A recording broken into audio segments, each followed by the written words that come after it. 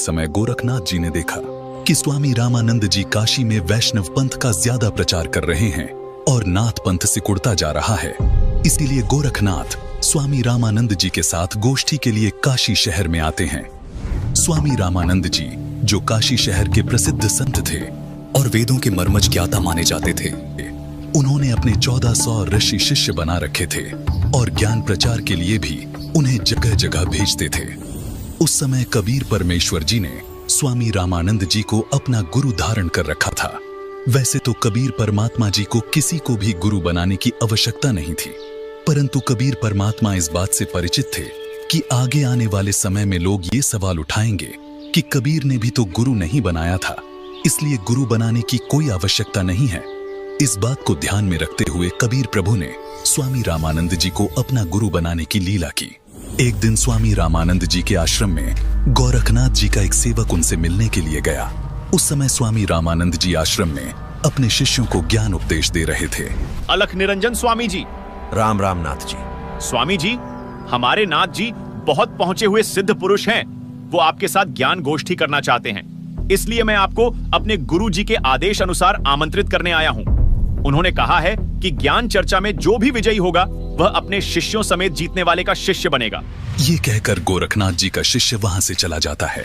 गोष्ठी की बात सुनकर स्वामी रामानंद जी बहुत चिंतित हो जाते हैं, क्योंकि वे इस बात से परिचित थे कि ये नाथ परंपरा वाले साधु सिद्धि युक्त होते हैं और इन सिद्धियों को देखकर जनता उनको विजयी घोषित कर देगी, जिससे ज्ञान चर्चा का मूल उद्देश्य पूरा नहीं होगा और उस नाथ जी का मुझे शिष्य बनना पड़ेगा। स्वामी रामानंद जी ये सोच ही रहे थे कि तभी 12 वर्षीय कबीर साहिब जी आश्रम में प्रवेश करते हैं।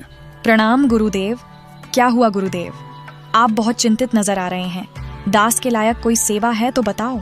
हे कबीर जी, कोई नाथ जी आए थे और उन्होंने स्वामी जी के साथ गोष्ठी करने को कहा है कि जो गोष्ठी के लिए नहीं आएगा तो वो हारा माना जाएगा, और दूसरी शर्त ये रखी है कि जो हार जाएगा वह जीतने वाले का सह अनुयायी शिष्य बनेगा।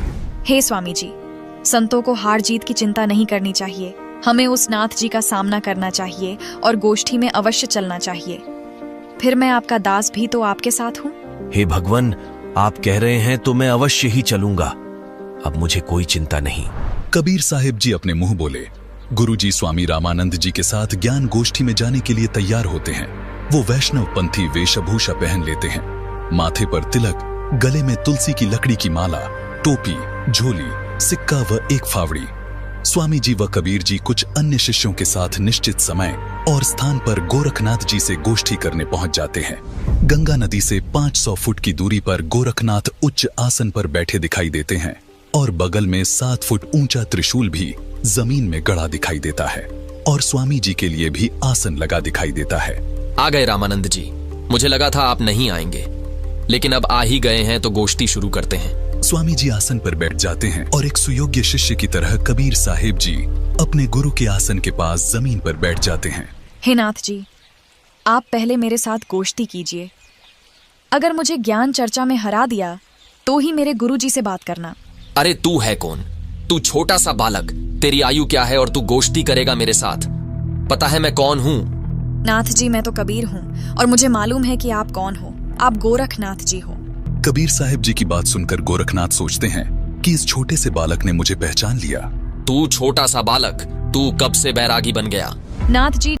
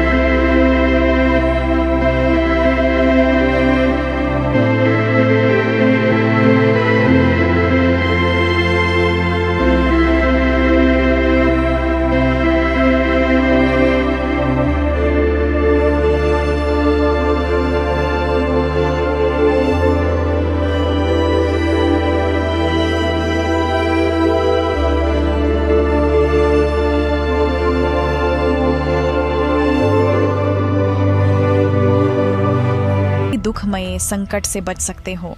अरे कबीर, तू छोटा सा बालक और ज्ञान देता है गोरखनाथ को।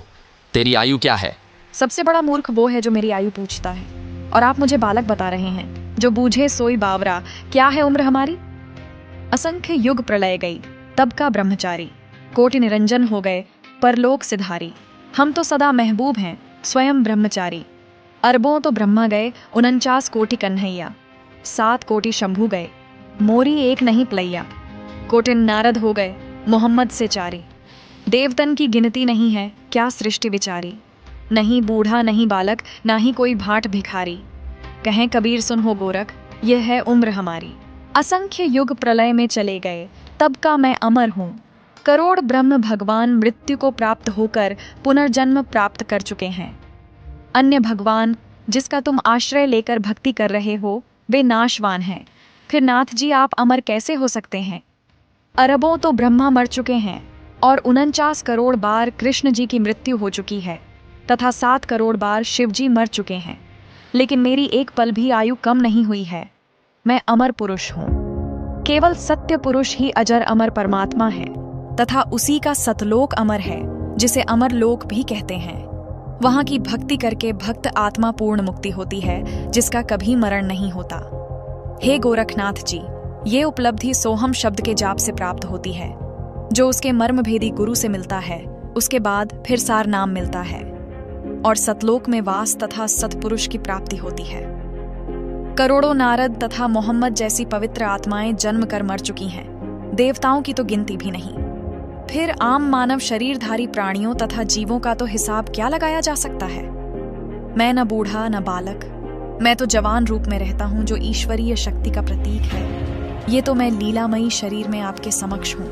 ये सुनकर गोरखनाथ जी और क्रोधित हो जाते हैं और अपने त्रिशूल के ऊपर के भाग पर सिद्धि से उड़कर बैठ जाते हैं। कबीर, यदि तू इतना महान है तो मेरे बराबर में आकर बातें कर। हे नाथ जी, हम ज्ञान गोष्ठी के लिए आए हैं, न कि ये नाटक करने के लिए। आप नीचे आकर ज्ञान चर्चा करो, ताकि जनता को सच्चाई का पता लग सके। तेरे पास कोई सिद्ध शक्ति नहीं है। तू और तेरा गुरु दुनिया को गुमराह कर रहे हो। आज तुम्हारी पोल खुलेगी। अगर शक्ति है तो आओ बराबर में, यहीं चर्चा करेंगे, नहीं तो हार स्वीकार कर लो। ठीक है गोरखनाथ जी। कबीर जी अपनी कुर्ते की जेब से 150 फीट लंबी धागे की रील निकालते हैं और उसके एक छोर को पकड़कर सीधा ऊपर की तरफ फेंक देते हैं। धागा सीधा खड़ा हो जाता है और कबीर साहिब जी उस धागे के अंतिम छोर पर जा बैठते हैं।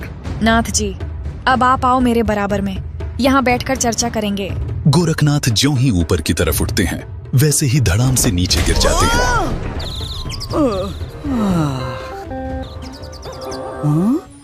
हे कबीर जी, कृपया नीचे आ जाइए और अपने दास पर दया करके अपना परिचय दीजिए। आप कौन शक्ति हैं और किस लोक से आए हैं? हे गोरखनाथ जी, मैं तो अवगत स्थान सतलोक से आया हूँ। मैं तो स्वयं शक्ति से बालक रूप बनाकर काशी में एक लहर तारा तालाब में कमल के फूल पर प्रकट हुआ, जहाँ से नीरू नीमा नामक जुलाहा दंपति मुझे अपने घर ले आए। मेरे कोई माता पिता नहीं है, न ही मेरी कोई पत्नी है, और जो उस परमात्मा का वास्तविक नाम है वही कबीर नाम मेरा है। आपका ज्योति स्वरूप, जिसे आप अलख निरंजन कहते हो, वो ब्रह्म भी मेरा ही जाप करता है। मैं सतनाम का जाप करने वाले साधक को प्राप्त होता हूँ। मेरा शरीर हाड़ चाम का बना हुआ नहीं है। मेरा मूल स्थान सतलोक है, जहाँ सतनाम के जाप के आधार से जाया जाता है। नाथ जी, आप ज्योति निरंजन के जाल में ही फंसे हुए हो। न जाने आपके कितने जन्म हो चुके हैं और कितनी बार आप 84 लाख योनियों में कष्ट उठा चुके हो।